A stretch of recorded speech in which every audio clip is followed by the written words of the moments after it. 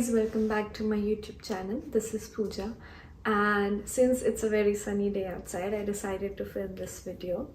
I'm really happy with the weather today, although they say that it is below negative temperature, it's -3, but there's still the sun. We've also put up a Christmas tree pretty early. It's not very early, it's already mid-December. But today I wanted to talk to you guys about some of the books that I think are really good to get back into reading.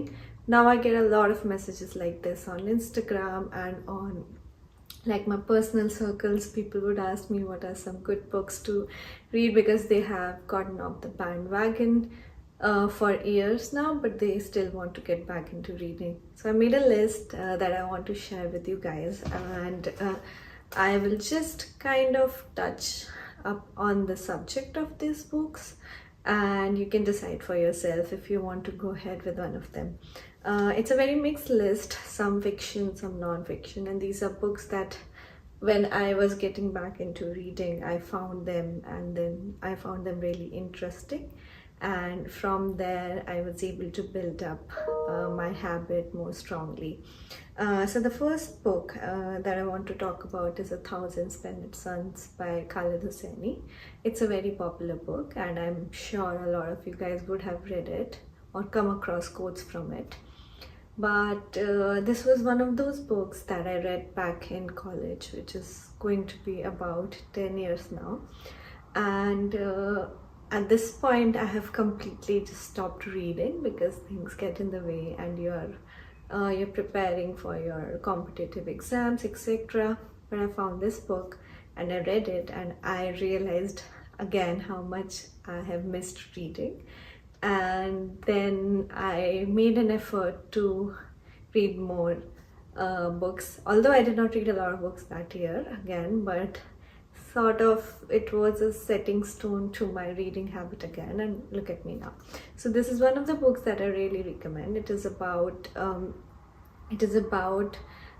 the war in Afghanistan, and now Khaled Hosseini has written a lot of books about the same subject, but this particular one is from the outlook of women in Afghanistan and how it affected their life, how Taliban, with the occupation of Taliban, how it completely changed their lives.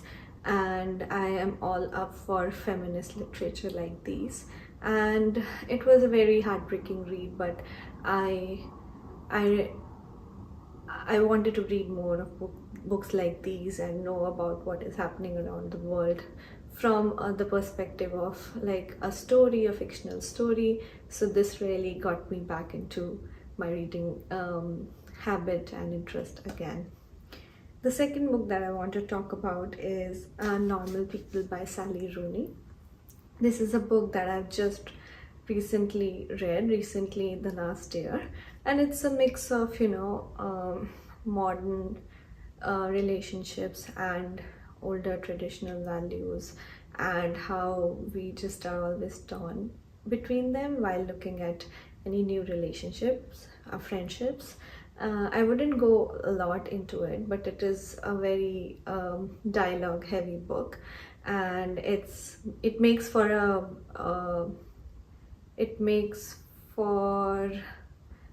a nice book where you can underline the quotes and be interested and invested in the characters.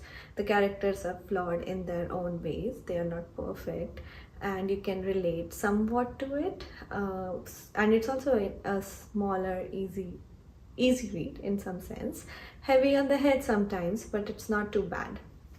So the third book that I want to talk about is The Giver by Louise Laurie.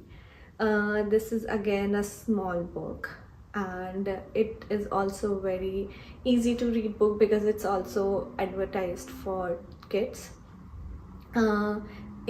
The story is about a utopian society, and how people are really happy in that society, but there is one person, the giver, who has to store all these memories for everyone else to be happy, and how that person is very unhappy and have just the whole burden of the society on them. This book is about that. Again, it is very interesting. It is a different kind of book, a different genre, with easy wordings. So you can pick this up, and I hope you like it. The fourth book is a non-fiction book, so I decided I'll add some non-fiction because a lot of the people don't read fiction and they like getting something out of a book. So this is one of those non-fiction books that I read early on, and this one really helped motivate me in my life and also invest my time in reading more of non-fiction biographies. So this is Shoe Dog by Phil Knight. If you don't know, Phil Knight is the founder of Nike, and he came up with this startup, and he really wanted to make it work, as anyone wants to. And this is just his biography about how he went through all the struggles and obstacles, and he really attribute a lot of his strength to running. So while he was coming up with the startup, finding funds and trying to make a company and a business running, he used to run 10 kilometers every single day for consistency, and that kind of blew my mind. It is a very well written not a documentary, I'm so sorry. It is a very well written biography, and it's very fast paced and it motivates you, which is what I want from my books. So I always recommend it to everyone who comes to me. This is the first book that is top of my head. So yeah, I'll like you guys to enjoy it too. The fifth book is Homo Sapiens by Yuval Noah Harari.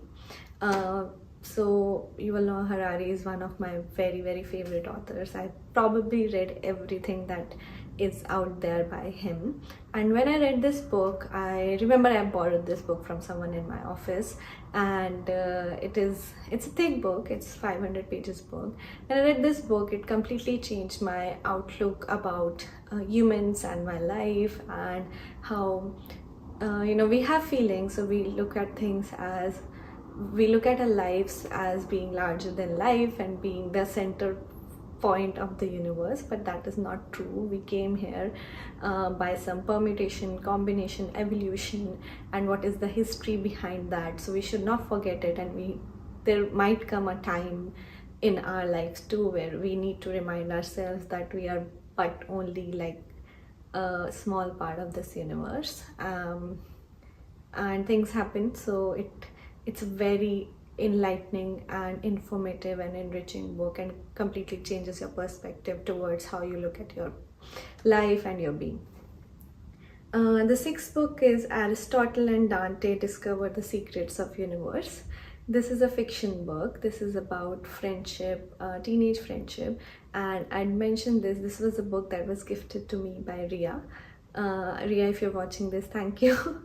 And it's a very wholesome story about two boys who are very good friends, who are best friends, and they're trying to navigate their teenage years, and hating each other, getting into fights, but also falling back to that friendship for support and whatever mess up life is throwing at them. And it is very wholesome, and I read it, I don't know when I read it, probably read it around these winter months itself, and I found it very cozy and wholesome. So yeah, I highly recommend it. And the last book on the list is Sweet Bean Paste.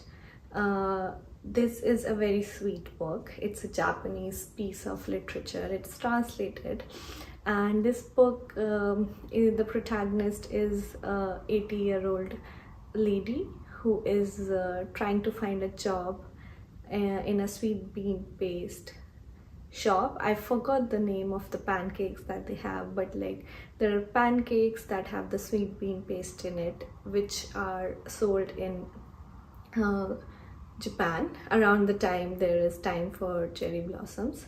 And she found her way into this shop, and she's a very good dessert maker. She has been doing it for years, and life has not been kind to this lady. Her sense of professionalism and a way to look at life and way to look at work, and just not feel sorry about herself, even though things are so hard for her. Always have a smile on her face, be willing to do the hard work, is what I liked about this book. And a lot of Japanese books are about food and winter, the small details, which I imbibe in my life now. So I really enjoyed it. I enjoyed it so much. It was around last year that I read it. I gifted this to one of my very close friends, just because I wanted them to read it. They liked it too, and this person just only reads non-fiction, but this was one of the books that they liked as a piece of fiction. So yeah, this is my list of books. These are 7 books that I could come up with. These are the list of books that I feel might get you back on your reading journey again. And if you have more to add to the list, just go write in the comment section what do you think about this list, and what has been your list of books that got you back into reading. I had a very fun time making this video. Thank you for watching. I'll see you next time. Bye.